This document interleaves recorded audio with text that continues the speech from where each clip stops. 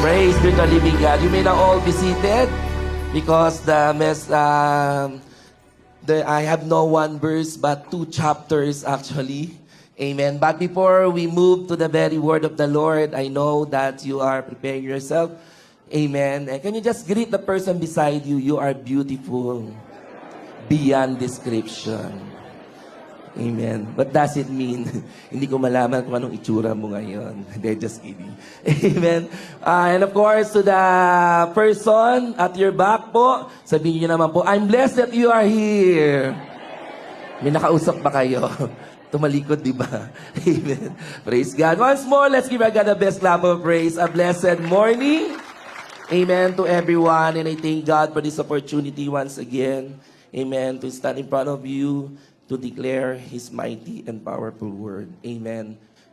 Those first timer, my name is Brother Harry. Amen. Wearing all attire green. I didn't even know that the team color of our one team is green. So maybe it's the same spirit. Amen. And so, as you notice as well, and let's give our God the best clap of praise for a very victorious third season of our basketball league yesterday. Woo! Congratulations to all the teams. Whether you win or lose, congratulations. Amen po. Remember that even though that you belong to the different teams, we are one team in Christ Jesus. Kahit si Mami Ele may paboritong team. Sabi talaga. Amen. But one more new things na maybe, if you are observant, have you noticed our AC worship, the animation of our lyrics? It's moving, right? No, before our man team, they are doing it, amen, for anniversary. Now, every Sunday, you will see that beautiful and new easy worship. Palaban natin ang Panginoon, amen. Upgraded. Talagang na-enjoy nyo po, di ba? Nag-move yung mga lyrics. Siguro iba, basta mabasa ko, okay na yun. Amen. So that's something new that we have in our, of course, sa ating pong man team po for the glory of God. Napakabuti ng Lord in our church. Amen? Can I hear an amen? Amen. And so, I'm just only assigned, before 12, dapat matapos na ako. Amen. And so, because this is the last Sunday for this month of August, amen, and we have learned a lot of things, amen, no, we have heard about the, the problem of the Israelites, why there's so many delays before they experience, the promised land, and the mere fact from the very word of God, amen, not everyone entered and possessed the land. Amen. And also, we have learned, amen, those secret or keys to take, amen, on how we are going to victoriously, amen, possess the promised land that God has given us. And also, we have learned about the winning attitude of Caleb last Sunday, as Pastora Ana has taught us. Amen. There are a lot of things, amen, that we have learned. And today, because this is the end, amen, of this team series, but the manifestation will continue in our lives every day. So, as I end po, kaya nga po, the Lord brought me for the last two chapters of Joshua. Kaya nga po, now, may I see the hands, those who are experiencing, amen, the promised land. May I see the hands of those who are experiencing and possessing the promised land? Only just few people, just raise your hand. Amen. Praise God. Praise God. And maybe, for others, it's hard for you to be honest. Amen. Maybe you are still in your journey, or how can I say this? Maybe you are still wandering in the wilderness. But I believe today, as we continue to learn things, new things from the very word of the Lord, I know that the Lord will teach us more. For those who raise their hands, amen, do not settle for less. Please tell to your seatmate, there's more that God wants to do in your life.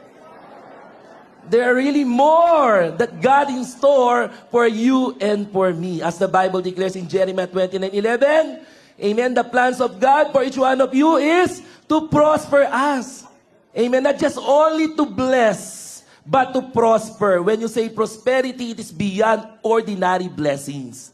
Amen. No, it is above, no? I mean, yung prosperity above and beyond ordinary blessing. God wants to experience more of things, no? Physically, mentally, and above spiritually. Kaya nga po, amen, no, as we apply this theme, a call to possess the land, not only you, but even you desire enter family, to enter, and not only to enter, but to possess.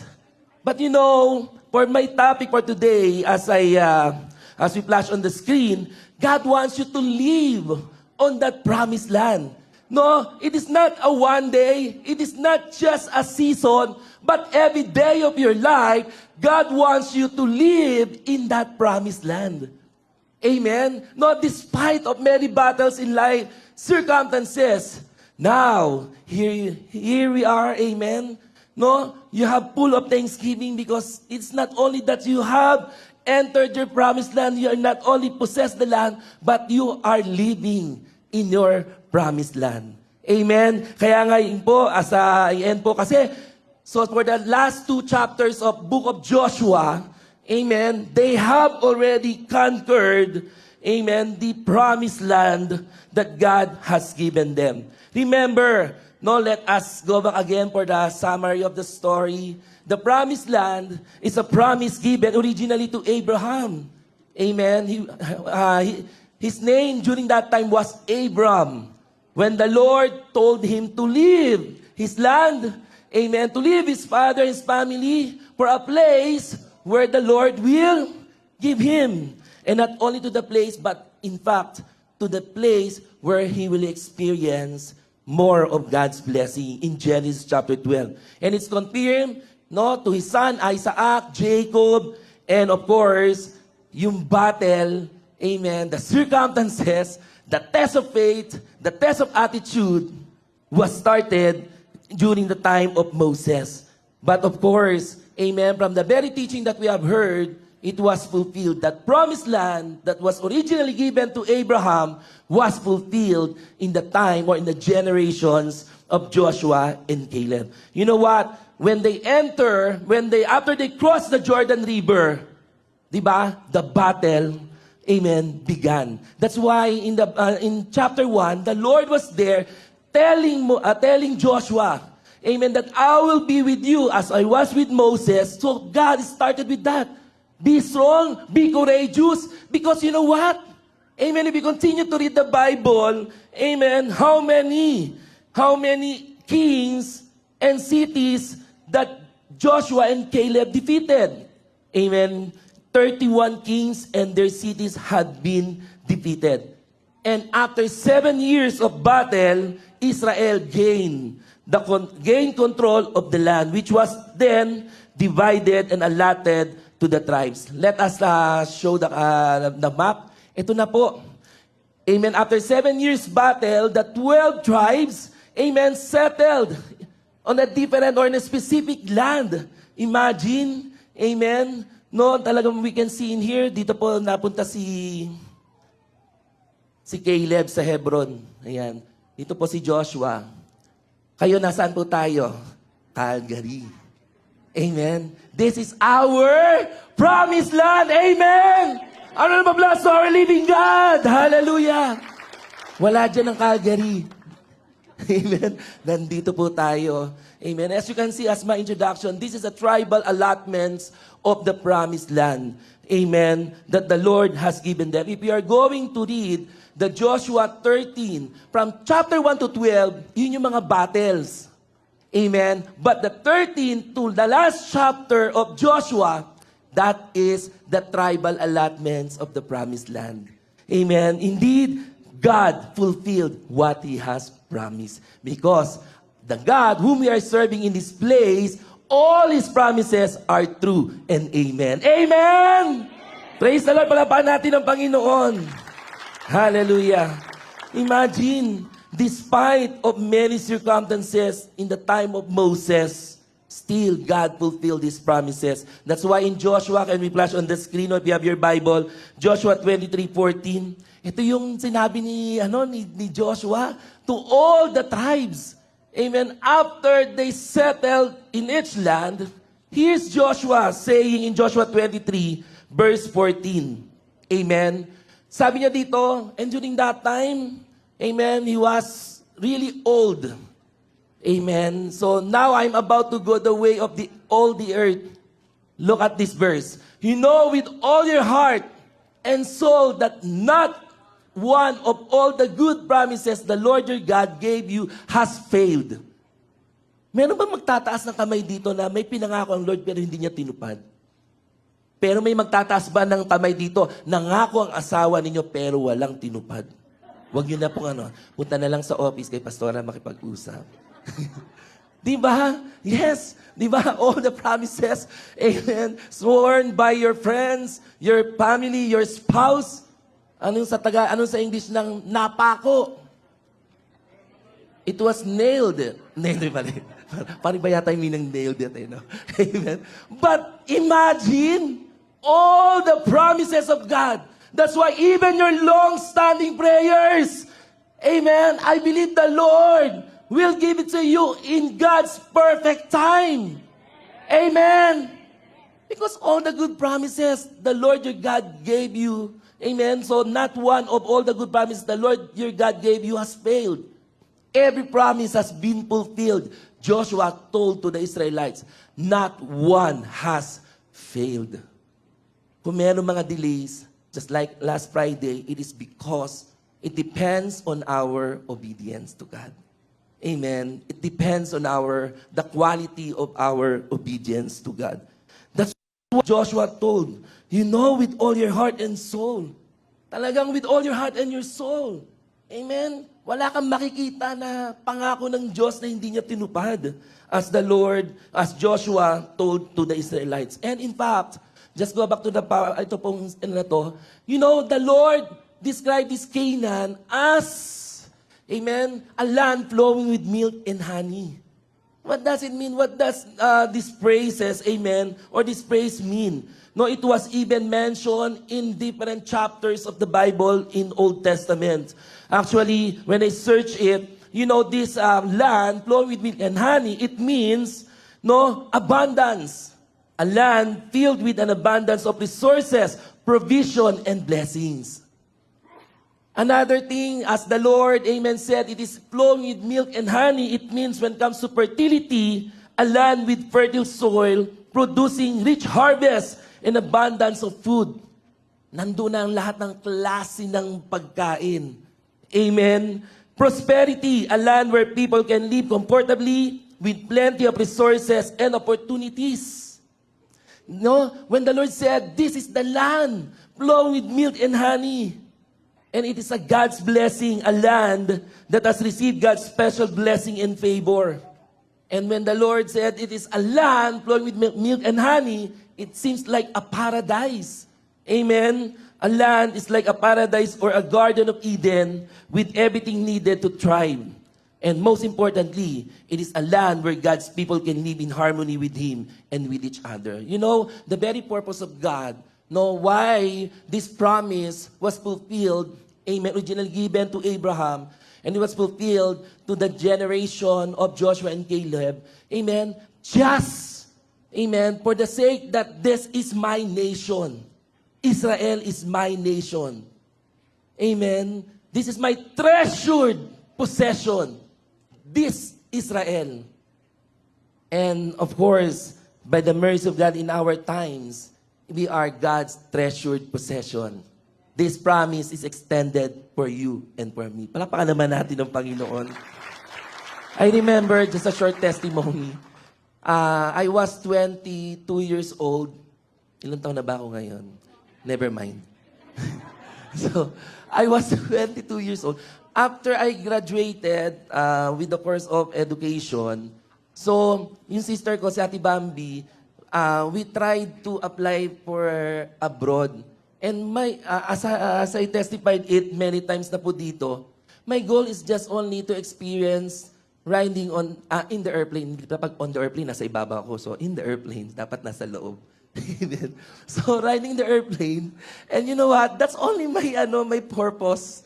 And just to be honest, kasi yung tatay ko, pag mainit ng ulo, matapang. Member ni Andres Bonifacio. Pag lasing yun, may itak na yun, oh. Susugod na sa kanto yun. So, medyo nagkaroon ako ng fear doon. So, sabi ko, Lord, I want to go abroad for 2 reasons. Yun po talaga yung reasons ko. And so, and then we applied, one of the agencies going to Taiwan. So, nag-try kami ni ate. Sabi ko, parang hindi yata tayo enough yung natin. Although we passed and then they are asked us to pass the requirements. Sabi ni ate, sige, mauna ka na. And so I started to pass all the documents.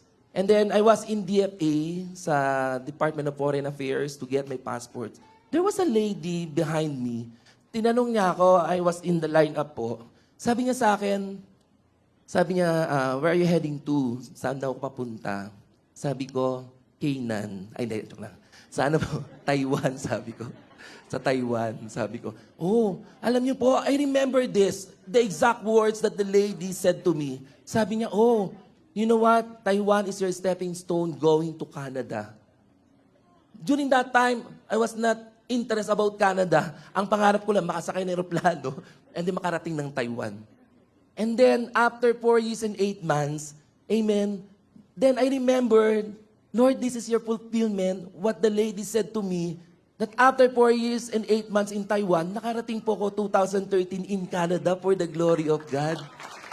Ang buti ng Lord, and I know, amen, no, talagang every one of us here, amen, yan na naman ako sa amen ko. Amen, na talagang, ba't ganun, pag nangbibisaya ako pag sa amen ko? Amen. So, talagang the Lord is really good. The Lord reminded me, using that lady, I believe the Lord brought us here in Canada for a purpose because this is a land flowing with milk and honey where we can experience everything in the presence of God. Amen? Para hindi kayo naniniwala, bumalik na kayo ng Pinas. Amen. Praise God. Hallelujah. Glory to God. And that's one thing that I would say, amen, for all the promises of God in my next PowerPoint, God is fully capable of keeping His promises. God is fully capable of keeping His promises. That's why in our song, Waymaker, Promise Keeper, God is fully capable of keeping His promises. Why? Because He had the power to do what He said, or that He cared enough for us to do it. He cared enough for you that all the promises that you're claiming as you act on faith and believe, amen, and believe, no? Believe on God, in God's timing. Remember, once the Lord will give the answer to all our prayers as He fulfills His promises, remember, all His promises are true and amen. Not too early, not too late, but in God's time, it is always perfect. Amen? Palapaan po natin ang Panginoon. Hallelujah. Praise the Lord. He is fully capable. He is our sovereign God. Remind yourself, maybe some of you, not everyone raised their hand when I ask you, are you really experiencing your promised land now? Did you enter already in your promised land? O baka wala pa po tayo doon. But God is waiting for you. He will fulfill it for you and for me and for your family. Hallelujah, praise the Lord. And so, you know, the very highlights of chapter 23 of Joshua and 24, for the Joshua 23, no, Joshua, after they settled, after they, divided all the land to the 12 tribes, Joshua dismisses the army. For it was now each tribe's responsibility to clear out the remaining enemies from their own areas. Not all their enemies was totally vanished. May natira pa po. May mga natira pa. May natira pa po during that time. And so, Joshua told in Joshua 23, after he dismissed all these militaries, amen, no, representing each tribe, so Joshua told them, now it's your responsibility to clear out the remaining enemies from your own areas. That's Joshua 23. Now, when you're going to read the Joshua 24, this is the important reminders of Joshua. What is Joshua 24? This is the continuous encouragement of Joshua to the people to remain faithful. Everybody say to remain faithful. Yes, you have car, you have business, you receive your lamia, Amen. You receive your permanent resident. You are Canadian citizen. Alae. Batanggenyo pala yun. Diba, Canada No, you receive a lot of things. But church, let me remind you. Amen. In the future, God has in store more things in your life, in your family. Marami pang pwedeng gawin ng Panginoon. And so here's Joshua telling these tribes, amen, he encouraged these people, amen, to remain faithful. To remain faithful to God so they can remain in the land. For my topic, living in the land. But there's no assurance that you will still continue experience this promised land. Amen? So when I have read the 2 chapters, as Joshua ended, these are the important reminders of Joshua to the people. And God is reminding us, you are here in Canada already. Maybe God is reminding you, what is your promise when you were in other countries? Lord, just bring me to Canada and I will continue and serve you. May mga ganun tayong pangako. Lord, dali mo lang ako sa Canada. Alam niyo po, adding to my testimony, actually, what's funny about this testimony, so when I started to apply in my agency in Taiwan, you know, ang dadalhin nila sa akin, Labrador. Sabi ko, aso ba ako, Lord?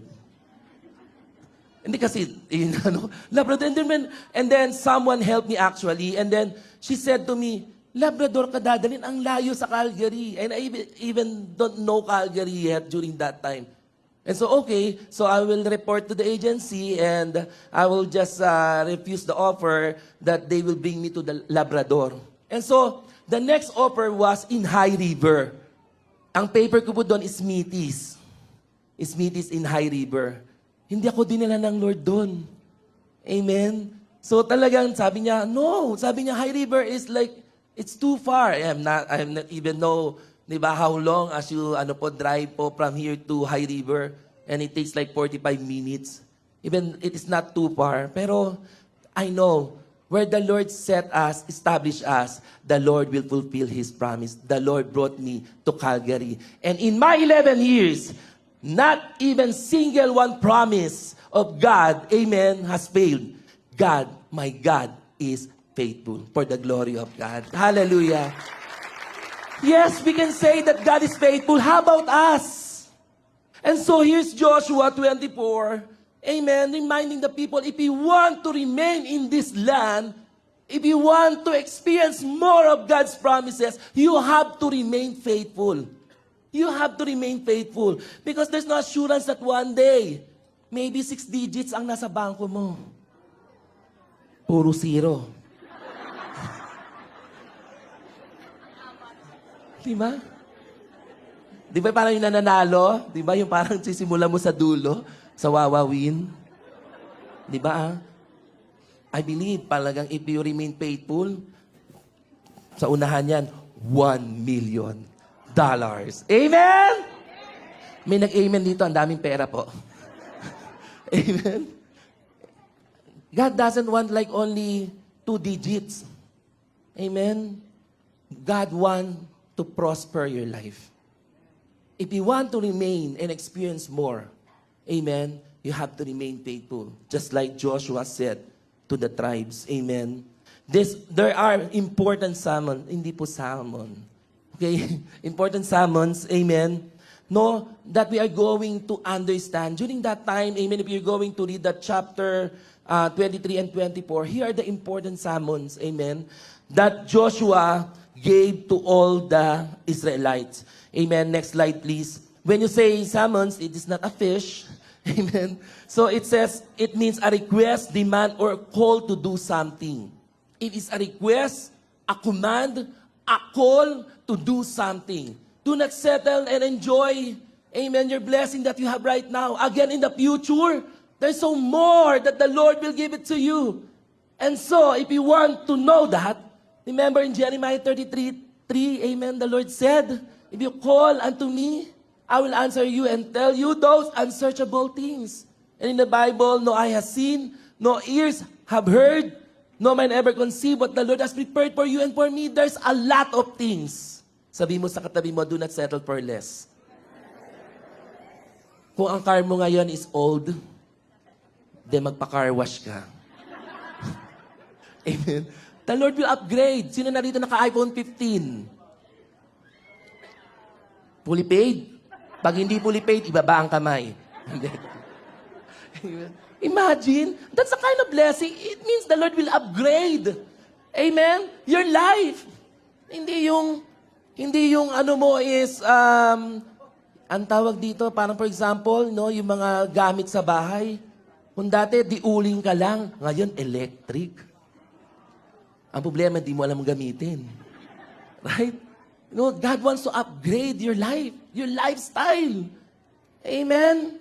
Tingnan mo nga yung katabi mo. Old-fashioned pa ba? Sabihin mo, upgrade. Amen. Yes, God wants to level up the quality of your life. The blessing that you are enjoying. Hindi ka lang pakal-Calgary pag gumala, makakagala ka pa sa ibang lugar. Amen. Lakas ng amen. Basta Sunday, nandito ka, ha? Amen. Amen. So, this is the important summons, amen, that Joshua gave to them. Amen. I will just read some chapters po. Let us open our Bible in chapter 23, 1 to 7, very quick. In verse 1 of chapter 23, after a long time had passed, and the Lord had given Israel rest from all their enemies around them, Joshua, by then old and well advanced in years, summoned all Israel, their elders, leaders, judges, and officials, and said to them, I am old and well advanced in years. Pag sinabing well advanced in years, parang yung quality of life, di ba? Long and satisfied life. Paano mo sasabihin to? Sabihin mo na sa atin mo, I am old. Gusto ng Lord dagdagan mo, and advance in years. Di ba? Parang magtataka siya, ano ibig sabihin nun? How old are you? I'm 100. Still alive, energetic, free from sickness. Wow! Sa masatabi mga seniors, ikaw na. Next Sunday po ba yung seniors pa? Oh, mga seniors pa. Ay, seniors pa. Mga seniors, get ready. Amen? Para maging mukhang advance, in years kayo, attend na kayo. Amen? So, you yourself, verse 3, you yourself have seen everything in the Lord your God has done to all this nation for your sake. It was the Lord your God who fought you. It's not about the armies. It's not about Joshua. Joshua reminded that the things that you are experiencing, even all the blessing that we have, remember, all comes from God. All your victory, God fought for you. Amen? It is God who fought for you. Remember, verse 4, how I have allotted as an inheritance for your tribes all the land of the nation that remains. The nation I conquered between the Jordan and the Great Sea in the west. The Lord your God himself will drive them out of your way. He will push them out before you, and you will take possession of their land, as the Lord your God promised you. Verse 6. Be very strong. Be careful to obey all that is written in the book of the law of Moses, without turning aside to the right or to the left. Verse 7. Do not associate with this nation that remain among you. Again, may mga natira pa. Imagine, even God is reminding the importance of not associating with yung mga hindi tamang tao. Amen. As you can see, because their faith in the Lord will be influenced. Alam nyo ba, makikita nyo po yung result niyan in Judges. After ng Joshua, basahin yung Judges. Nagpakasal sila sa hindi kapwa Israel. Amen? Mga siwen, do not equally yoke with unbeliever. Parang hindi, magulang yata yung nag-amen. Oh, hindi siwain. Amen? That's the importance of God's reminders. And for them, in their time, Joshua told them. Amen? Sabi niya dito, in verse 7, do not associate with this nation that remain among you. Do not invoke the names of their gods or swear by them. You must not serve them or bow down to them. Verse 8, this is the first sermon, amen, that Joshua gave them. But you are to hold fast to the Lord your God as you have until now. Point number 1. Amen. No, Joshua summoned, amen, all the Israelites to hold fast to the Lord their God. Sabi mo sa katabi mo, hold fast to the Lord your God. That is verse 8. Amen. Now remember, yes, Perhaps you're enjoying, you're possessing all the things that you are enjoying right now. Answered prayer na ako. PR na ako. Canadian na ako. Amen? I have car. I have everything. I have business. But let me encourage you as well, just like Joshua did. I summon you all to hold fast to the Lord your God. Because not only the blessing, amen, await for us, there's still more battles. There's still more circumstances to face. Along the way in our journey, as long as you live, there are still problems, there's still struggles, there's still difficulties. Napakadami pa nating pagdadaanan pa po. But the reminder of Joshua, and God is reminding us, hold fast to the Lord your God. Everybody say, hold fast to the Lord your God.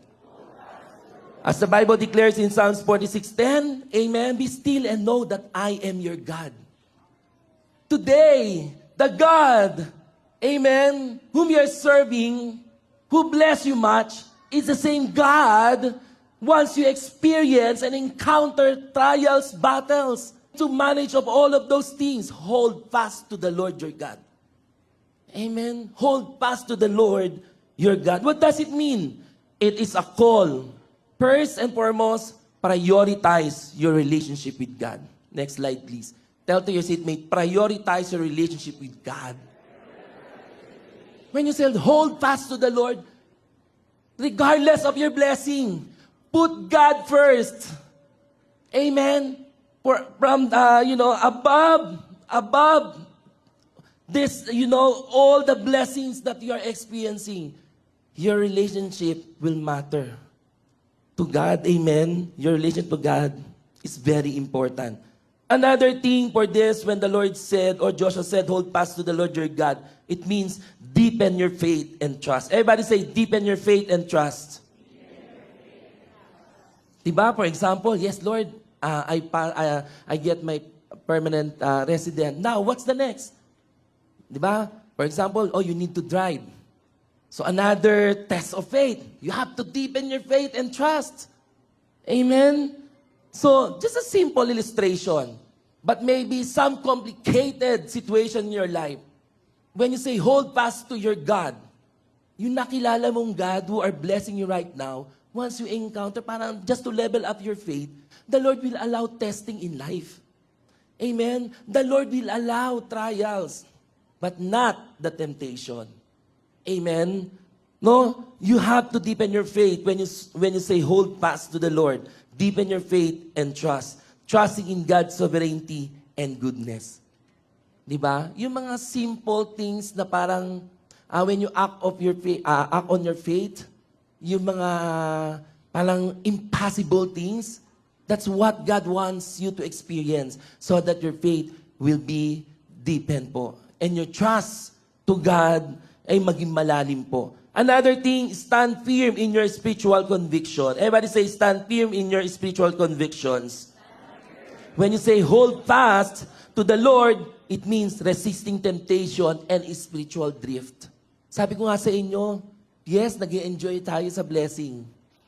Pero baka mamaya, this blessing will take us away from the very presence of God. When temptation comes, amen, always stand firm. Wear our full armor. Amen. So, in order for us to remain and experience more of God's promised land, ito, pinapunta pa lang tayo ng Lord. The Lord will start, the Lord will demonstrate, amen, everything, His wonders, signs and wonders and miracles for you and for me as we remain faithful. And most importantly, as we stand firm in your spiritual conviction. Another thing, hold on to God's promises and love. Church, especially maybe, is there any TFW who's still waiting for their family to come po here in Canada? May I see your hands, please? Ayan, may isa dito, may isa po dito. Let's declare it shall come to pass this year for the glory of God. Amen! Palapakan natin ang Panginoon. Hold on to God's promises. Do not lose your faith. Amen. Refuse to let go of your faith. even in difficult times. Kami nga po, 6 years, 7 years. Yung iba, just in kay Stephanie yata, when she testified last Friday o 2 weeks ago, parang asan ba si Steph? Ilang buwan ba bago when you receive your PR? 1 month? 1 year? 1 day? Di ko na paborito ni Lord. Ang tawag doon, highly favored. Palapakan natin ng Panginoon. Diba? You have to act on your faith. Hold on to God's promises. Today, Lord, I declare. I remember Pastor Jake yata who said, Lord, every Monday I declare my family will come. Tama po ba ako, Pastor Rana? Si Pastor Jake yon. Talagang every day in his prayer, today, Monday. Kasi yun ang rest day ng mga pastor. Amen. Today, Monday, my family will come. Alam nyo ngayon, nag-enjoy na si Pastor Jake with his family for the glory of God. So, to those who raise their hand, hold on to God's promises. Today and this year, the Lord will answer your prayers. Amen! Hallelujah! Praise the Lord! You're Lamia! The Lord will give right employers. Sino nag-aantay ng Lamia?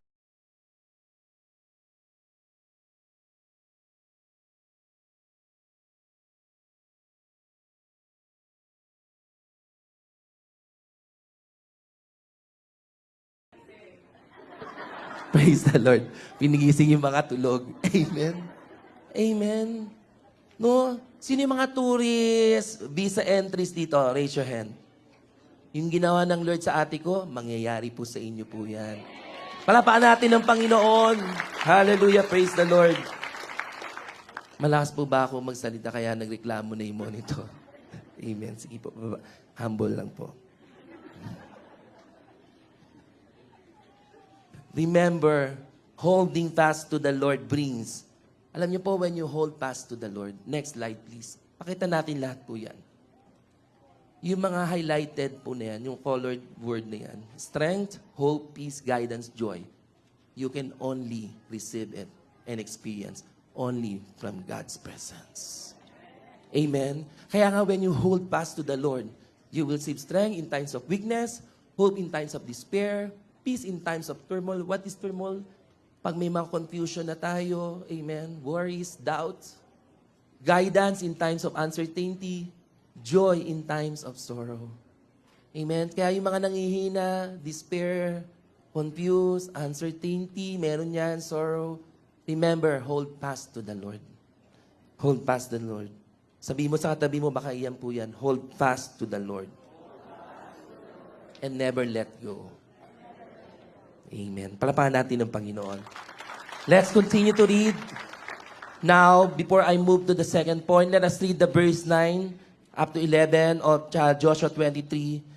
Verse 9, the Lord has driven out before you great and powerful nations. Wow. No, Joshua, talagang na-witness nila yon. 35 kingdoms. Amen.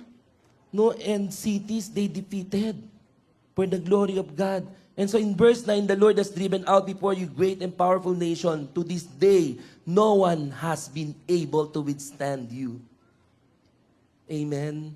And in verse 10, one of you routs 1,000 because the Lord your God fights for you, just as He promised. Ito yung number 2 summon that Joshua gave to the Israelites and God is giving to us today. Verse 11, so be very careful to love the Lord your God. If you want to remain and experience more of God's promises, itong number 2 na ito is very important. Notice, not only Joshua said to love the Lord your God, he said, be very careful. It means be diligent. Amen? Be very careful. You have to, exert an effort to make an intentional. So let's show po, as the Bible declares in Isaiah chapter 1, verse 19 to 20, if you are willing and obedient, remember how you're going to show your love to the Lord? If you love me, keep my commandments. The Bible declares, if you are willing, obedient, you will eat the good things of the land. You will remain in that land that God has given you. You will remain prosperous. Amen. No, victorious, blessed, highly favored. If you are willing and obedient, God will continue it. God will exceed it. God will do more. But God is reminding us in verse 20, but if you resist and rebel, you will be devoured by the sword. Kaya nga, there's no assurance that the blessing that you're enjoying will last forever. If you want to remain and experience that, you have to remain faithful. For the number 2, the sermon that Joshua gave them, you have to be very careful to love the Lord your God in verse 11. Amen. What does it mean? It is a call, next slide. Again, just like the point number 1, prioritize your relationship. Here, prioritize your love for God. Your love for God first, amen, than your spouse, than your family, than your ministry, than your blessing. Prioritize your love for God. Be very careful. Baka mamaya mas iba ang love natin. Baka mamaya mas mataas ang love natin to our family. Remember, always prioritize your love for God. Amen? Number 2, be intentional. When you say, be very careful, when you say, be diligent, it means be intentional. Deliberately, meaning you are willingly choose to love and follow God. Hindi yung pagkatapos ng blessing, babay na kay Lord.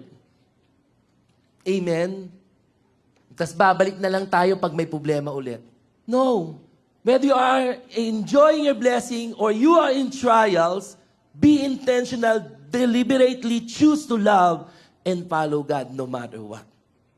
Amen. Next, guard your heart. Everybody say, guard your heart. It means protect your heart from things that could distract or divert your love away from God. Youth, ano yung mga, ito maganda to sa mga youth, guard your heart. Asan yung mga youth? Amen? Ayun, may kumakaway dun. Guard your heart. Alam niyo po, si Elijah Ferrer, when, andyan siya all the way from Ottawa. Hi Elijah, nasa GMA ka, hindi, joke lang. Nasa church ka. Nasa overflow po siya. I remember kasi he was, when he arrived in Calgary. And then Elijah said, this is one of his favorite verse. Yung guard your heart. Above all else, guard your heart. And then, he applied it. Kaya nga, when he guarded his heart, estudyante pa lang siya, wala siyang kawala, kasama ko siya sa bahay, kasama ko sa kwarto, bantay sarado po siya. Hindi lang pala si Elijah who is guarding his heart, ako din po nagbabantay sa kanya. And for the testimony, for the glory of God, he finished. Ngayon, yung guard your heart, mayroon ng ibang nag-guard, si Maida na.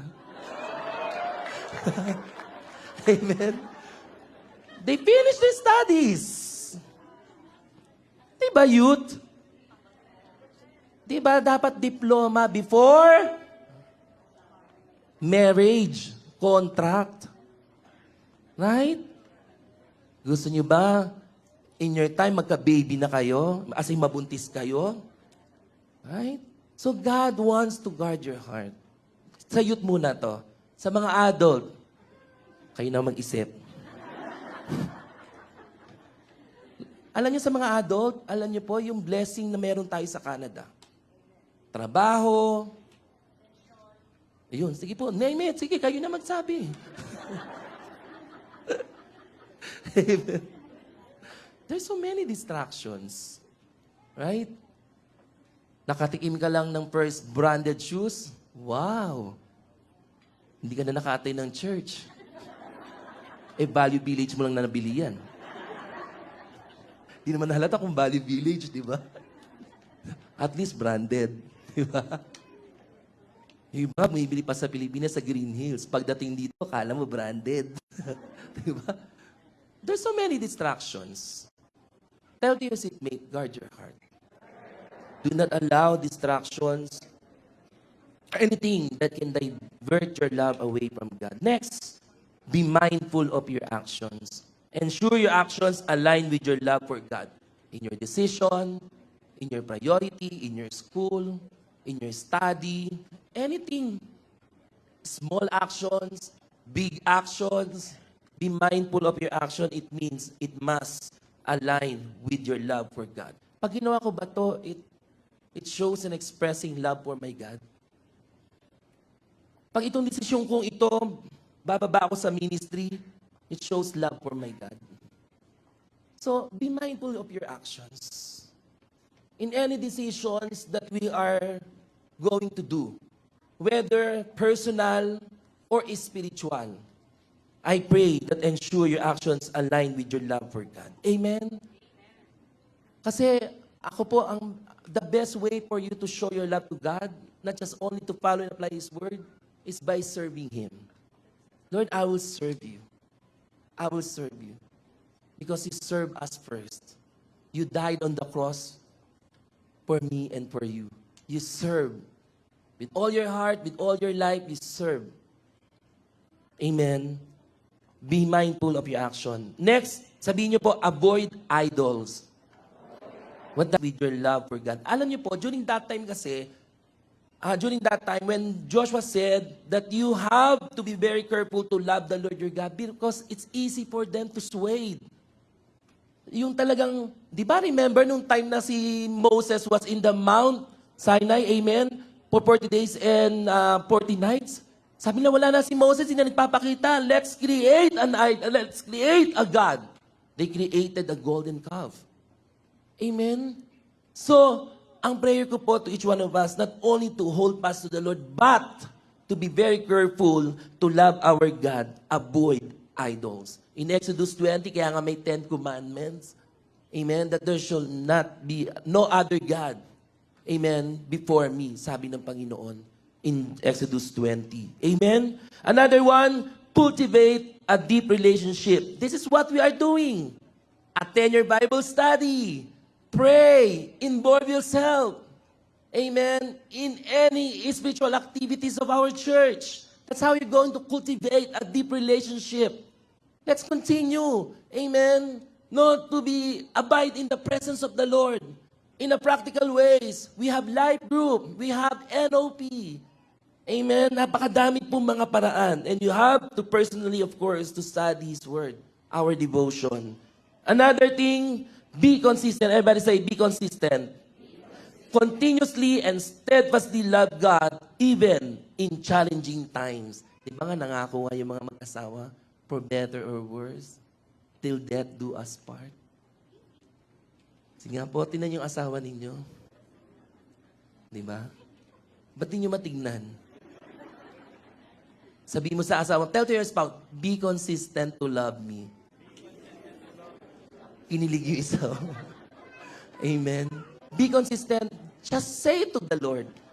Amen. Lord, I will be consistent to love you.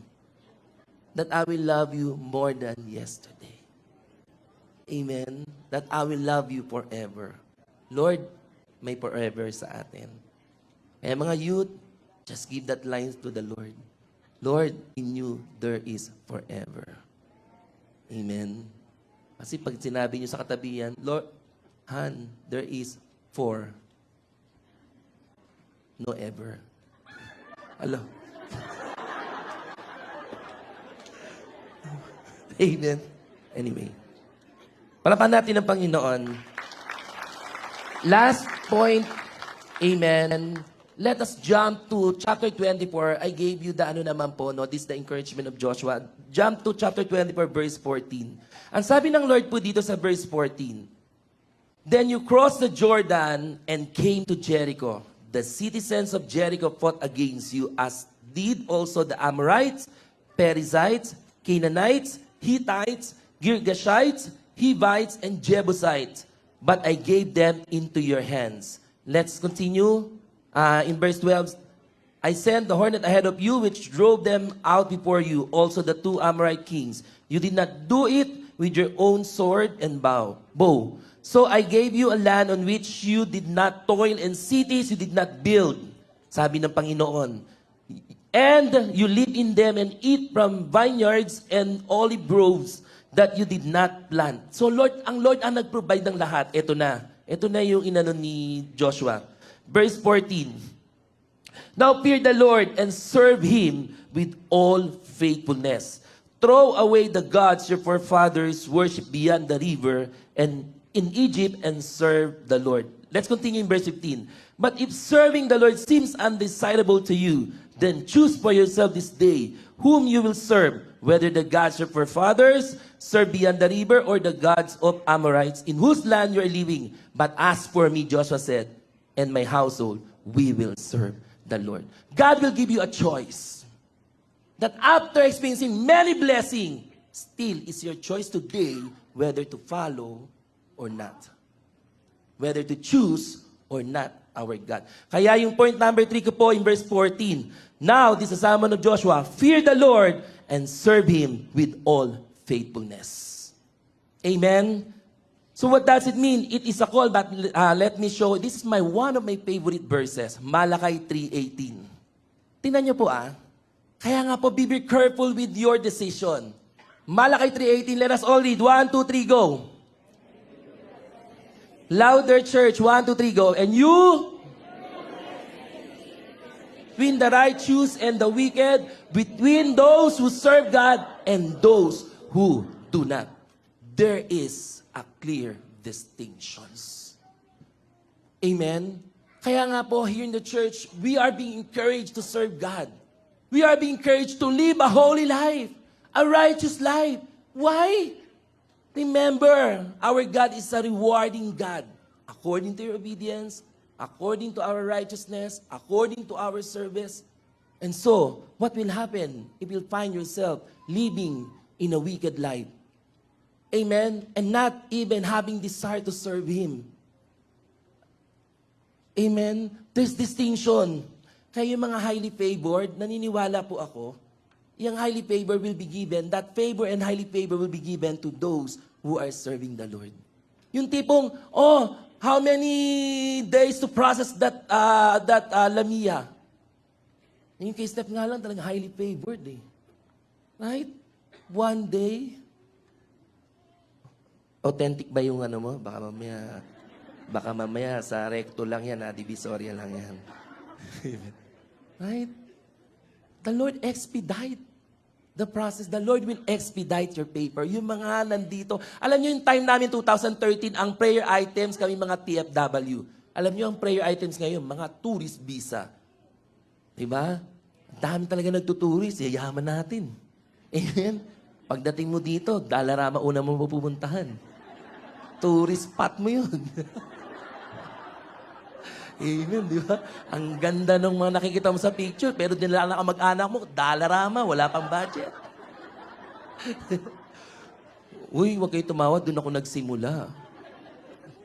Sino dito mga nagpadala ng mga package galing Dalarama? Uy, magtaas naman na kayo ng kamay. Amen. Amen. Commercial lang po yun. Amen. So, if you want to experience, it's very clear, Malakay 3:18. Kaya yung nangyari kay Ate Che, ni Meno, imagine, you will see your distinction because you are living in a righteous life and serving Him. Sabi ng doktor, hindi ka magkakaanak. Ngayon, meron ka ng signs, wonders, and miracle. Wow. Gusto pa nila magpang-apat kaya ang pangalan, overflowing. Yan yung pangalan, overflowing ni Meno. Diba? Kaya talagang nakakatuwa to see those who are parents na at a very young age, yung Agbon, pagkalabas pala ng ospital, umating ka agad ng church. Diba? Labas pa yung umbilical cord. Diba? Diba? Commercial lang po yan. Ay. So when you say, fear the Lord, pasensya na po, hindi ko binabaon, naiisip ko lang po dito. And serve Him with faithfulness, it means, let's move to my PowerPoint. Tama na po ang tawa. Have a deep reverence for God's power, wisdom, and holiness. Once we experience God's power, wisdom, dapat the more that we will humble ourselves. Yung maraming mga pagpapala na tanggap natin, ito yung magpapahumble sa atin. Hindi yung lalaki ang inyong ilong. Ay, hindi, ulo. Amen? Through that, alam niyo po yun, you have to have that deep reverence. Fear the Lord Amen. And serve Him with faithfulness. It means, next slide, serve God by obeying His command and following His will. Another, be loyal, dependable, and consistent in your service to God. Kaya nga, I love what Brother Eddie said, that your loyalty to your friend must end when your loyalty to God begins. Right? So, it's a call. If you want to find yourself, amen, serving and living a righteous life, then be loyal, dependable, and consistent in your service to God. What does it mean? Last, on next po, serve God with your entire being, without reservation or divided loyalty. Serving God, amen, is a privilege. It is not a choice. It is an opportunity for you and for me. Kaya hindi pinag-iisipan, magsaserve ba ako or no? Diba? Parang yung kwento ni Sister Clarissa kay Mami Carol. Diba? Ini-encourage siya, ibigay yung tithes and offering. Gusto niyo pa bang daling kayo sa storm? At bigla sasabihin niyo, Lord, dalhin niyo lang ako ng ligtas, may bigay yung tithes and offering ko. Amen? Parang Jonah. Many times, amen, we run away from our calling. Sabi mo sa katabi mo, serve today. Whether you are young or old, if you want to get old with advanced years, still serve the Lord. Mga seniors. Amen? Amen. Kaya next Sunday, kayo ang magtatrayon dito. Amen. May pom-poms. Hindi. Ayan. Mga PMT kahapon. Amen. Without reservation or divided loyalty. Now, I challenge you all, to those who have no ministry yet, serve the Lord. Jelnor Calgary is open and waiting for you. Amen! Palapakan natin ang Panginoon. And last, steadfast commitment. Remain committed to serving God. Even and when you are serving the Lord, please be steadfast. Itong steadfast commitment na sinabi ni Ate Clarissa, it is I want to emphasize more. Steadfast commitment, remain committed to serving God even in challenging times. Diyan nga makikita ang mga tapat na lingkod ng Lord. Amen? No, in times of problem, will you still manage to raise your hand? In times of difficult times, challenging time, will you still go to the church and serve the Lord? In times, even in challenging times, let us remain steadfast in our commitment. Tell to your seatmate, no turning back. Until the second coming of our Lord Jesus Christ, we will finish, amen, this race. We will continue to serve the Lord. Amen! Hallelujah! Praise the Lord! Kaya po, this is the great reminders as we end this theme, amen, that the Lord put into my heart to remind everyone. Yes, you're about to possess your land. Maybe you're entering, you are possessing, but God wanted you to live for it. Until His second coming. Hanggang sa dumating ang Panginoon, nakikita mo ang buhay mo, the quality of your life, amen, in every areas of your lives. Amen. You can see that you are, beyond ordinary. You're experiencing God's more of blessing. God's provision. Everything from the Lord. Your peace, your strength, your joy, everything. And this only the secret as Joshua summoned to all the leaders, to the militaries, even to the ordinary members of Israel. Amen. Kaya nga siya yung nagsabi na pinapili niya in verse 15. Amen. But as for me and my household, we will serve the Lord. Why? Even Joshua witness, experience everything from the Lord. Ngayon, pag umalis siya sa Panginoon, anong mararanasan niya? There was a CYN who said, Kuya, alam mo, in the middle of confusion, she said to me, kapag umalis ako, sabi niya, I don't know kung saan ako pupulutin. She said to me, and the same thing, ako nga, sabi ko, pag ako nawala, sabi ko, saan kaya ako pupulutin? Amen? But I cannot find myself like, Kasi dito ka na tinanim ng Lord, the Lord planted you, and the Lord will prosper you. Kahit na may mga challenging times, even we are experiencing overflowing blessing, remain humble. Unlearn ourselves from anything. Expect more from God. Amen. This is really a call of God to each one of you. You're entitled, you are the recipients of God's full package of blessing. But please, this is our encouragement for you and for me. Hold fast to the Lord. Amen. No? Hold fast to the Lord.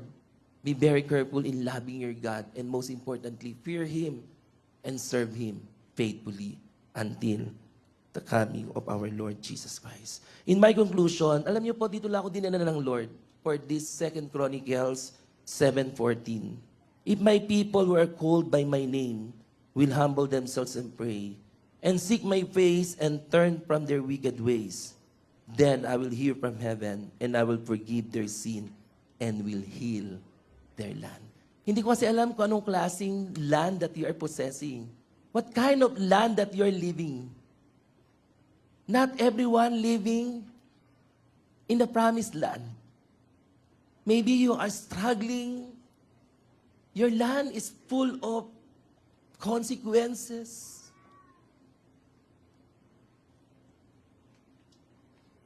Maybe there's still curses.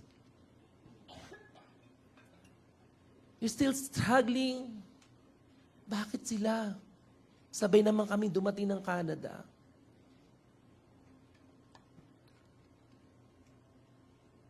And when the Lord brought me, just to remind everyone, here is the antidote for us to experience the promised land. And God wants us not only to possess this promised land, but to start living in it.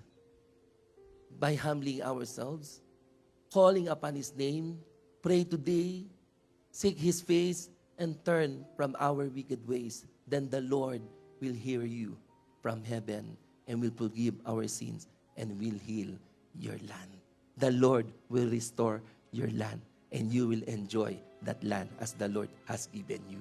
Amen. Palapahan po natin ang Panginoon. As we all stand,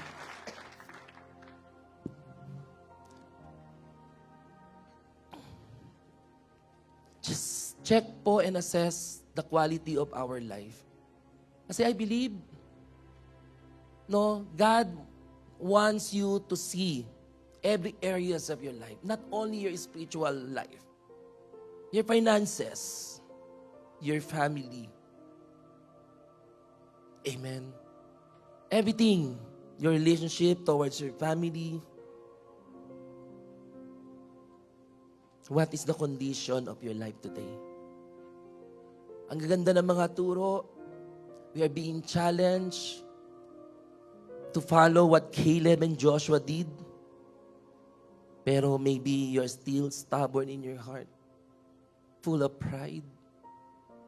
We still sin against God. We keep on living in wicked ways. So there's you will not even surprise. No wonder why your land that you are possessing is a land that's supposed to be full of blessing, favor, protection. Bakit ang dami nangyayari sa buhay mo? This is another summon of God for you and for me. God wants us not only to enter, not only to watch from afar. Nakikita mo lang yung nangyayari sa mga tao pero hindi mo nararanasan. The secret is here. If my people, you are the treasured possession of God. You are God's people. When the Lord said, if my people, it means you and me are daughters and sons of God. When you start to call His name and humble ourselves and pray and seek His face and turn from our wicked ways, I believe this is the response of God today for you. When you meet this condition, He promised that He will hear your prayers from heaven. He will forgive your sin. And most importantly, He will heal. He will heal our land. It means the Lord will bring restoration and blessing there will be restoration and blessing in your finances. There will be restoration and healing and blessing for your relationship to your family. And most importantly, ito ang prayer ko po, amen, there will be a spiritual renewal and healing once we humble ourselves before God. Close your eyes right now.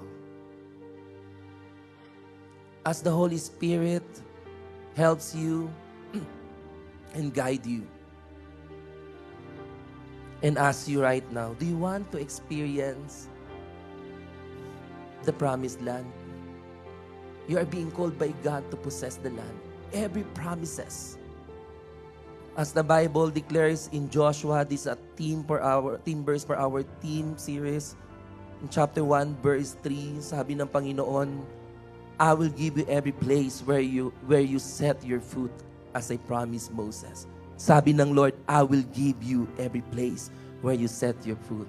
Ang sarap siguro, at work, you receive blessing, favor, promotion.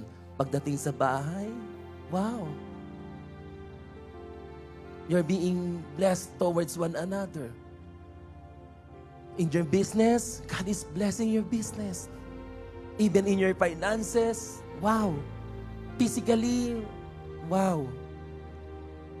When the Lord said, I will give you every place, not only to give you place, but it is a place where you will experience God's best. The problem may be, for many of us here, why you're struggling. Maybe you're wandering in your wilderness. But today, let us come near to God and respond to His call. Call upon my name, my son, my daughter. Humble yourself and pray. And seek my face and turn from your wicked ways. Then I will hear you today. I will hear your prayer. I will forgive your sin. I will forgive your sin and will restore your land. Gusto na ng Panginoong pagpalain ka, kapatid. But it is, of course, it depends on our response today. As we sing this song, if you're going to respond to this sermon of God to everyone, as the people of God, let us continue to repent for all the sin that hinder us, that blocks the blessing of God, that stops for the Spirit of the Lord to move and do great, amazing things in our lives. Repent for all our sins, sins of omission, sins of commissions, and let us humble ourselves before God. Let us sing this song, hallelujah. Jesus. Yes, oh God. Search our heart. If our heart is full of rebellion, critical spirit, and we keep on refusing on God's word for the transformation of our life, be humble to God. Be broken before the Lord. As the promise of the Lord, if you will ask forgiveness today. Yes, oh God. Remember your family. Sometimes because of our sin, even our loved ones suffered. Because of our sin, like Achan sin, our entire family is suffering for that sin. Humble ourselves and repent before God. The promise of God is so generous, God. He is our loving God. He's slow to get mad and anger to us. His heart is full of mercy and grace. The desire of our God through His Son Jesus Christ is to experience the full package of God's blessing, the benefits of the cross. God wants to set you free from your struggles. God wants to set you free from the any curses from the enemy. be broken before the Lord and humble ourselves. People of God, God is calling you right now to humble yourself before Him. Seek His face. And in your prayer, Lord, I will turn from my wicked ways, oh God. I want to experience, Lord, every blessing that you have planned for me long time ago. Even, Lord, you are capable to fulfill your promise and to answer all our standing prayers. But because of this sin, Lord, because of this pride, Lord, humble ourselves, oh God. Oh God. Yes, the Lord is listening to you right now. To those who have a humble heart, the Lord will heal you. The Lord will forgive you. The Lord will bless your life. Be humble before God. Yes, oh Lord.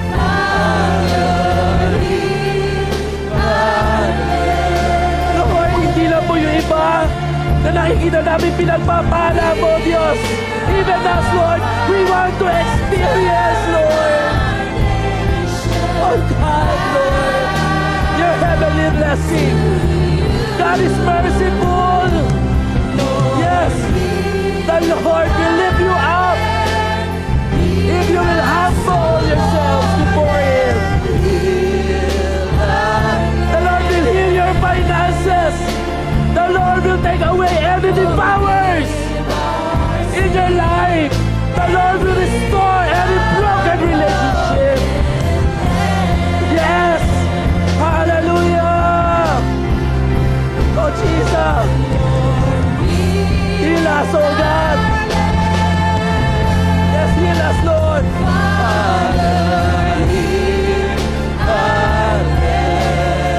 Oh Jesus, oh God!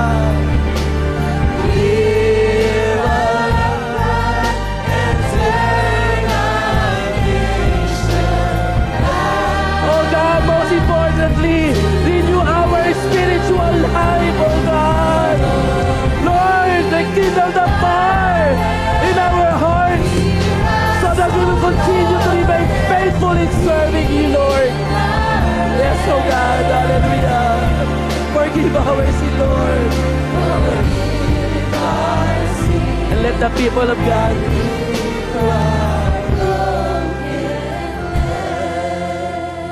let your voice be heard before the Lord as your prayer to God. Lord, heal. Can you just quickly go to your family as the Lord impressed to me? Because that land symbolizes for you and for your family. Maybe there's so many factors that even God is refraining to pour out His blessing to you. If there is misunderstanding in the family, God wants to heal your family, your land. I want you to pray as family. Yes. If your family is not here, I want you to stand before God and pray for your family. Pray for the answer of your long-standing prayers. And as a family, if the father, if the head of the family is there, declare what Joshua said, "As for me, Lord, I will bring this my family serving you, O God." Father, lahat ng mga tatay, sa inyo magsimula ang paglilingkod. That your spouse, that your wife, that your children will be inspired because of your decision to serve faithfully. Any devours in your family, any curses in your prayer, rebuke it in the name of Jesus. Renounce any curses, any consequences. As the Lord promised that He will heal your land, your family. Yes, renounce any spirit that is manifesting in your family, the spirit of pride, disunity, rebuke it in the mighty name of Jesus. any hatred, bitterness. Yes, take it away, Lord, for every families in the mighty name of Jesus. And pray right now and speak the promise of God to be fulfilled in your family. Even to our DFWs, declare in your long-standing prayer that this year is your year of your miracle. As you turn from your wicked ways and continue to believe in God and serve Him faithfully, that you will never stop, yes, in serving Him, that you will wait patiently. The Lord will answer your prayers and will bring your family here for your family reunification in the name of Jesus. Yes, Lord, hallelujah. Here in JL North Calgary, I believe the prayer of our pastors, Pastor Ana, Pastor Andy, that every family of JL North Calgary will truly possess your Calgary is your promised land, oh God, flowing with milk and honey, oh God. That's why, Lord, hallelujah, demonstrate your signs and wonders and miracles while we are living here in Calgary, oh God. And you will bring even our families here, oh God. Lord, here in Calgary is the land we are possessing, oh God. In the mighty name of Jesus, in the mighty name of Jesus. And even, Lord, we're our family right now. Lord, we pray and speak wherever our loved ones right now, oh God, they will even experience your great, your mighty presence. Even all promises that we are enjoying in Calgary, our family and loved ones will also enjoying, oh God, everything, oh God. Oh God. Yes, we ask from heaven, Lord. Yes, we declare Jesus, Lord, over every family, healing every land, healing every broken relationship, oh God. Restoring, Lord, the joy of our salvation, oh God, in the name of Jesus. Yes. Yes, Lord, this generation, hallelujah, is a Joshua generation, Caleb's generation, Jesus' generation, hallelujah. Oh, yes, from heaven, Lord, hallelujah, open heaven, God, and pull out your blessing to every family that we are here, to our families that we are representing, oh God. Oh, yes, you are setting us free, Lord, from any bondages, any consequences, any curses. Oh, hallelujah.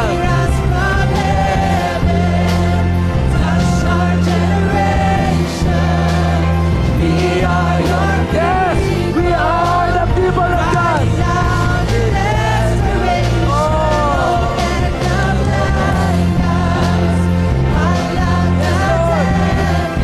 Thank you, Lord, for all the blessing, for the restoration, for the healing, oh God. Yes, oh God.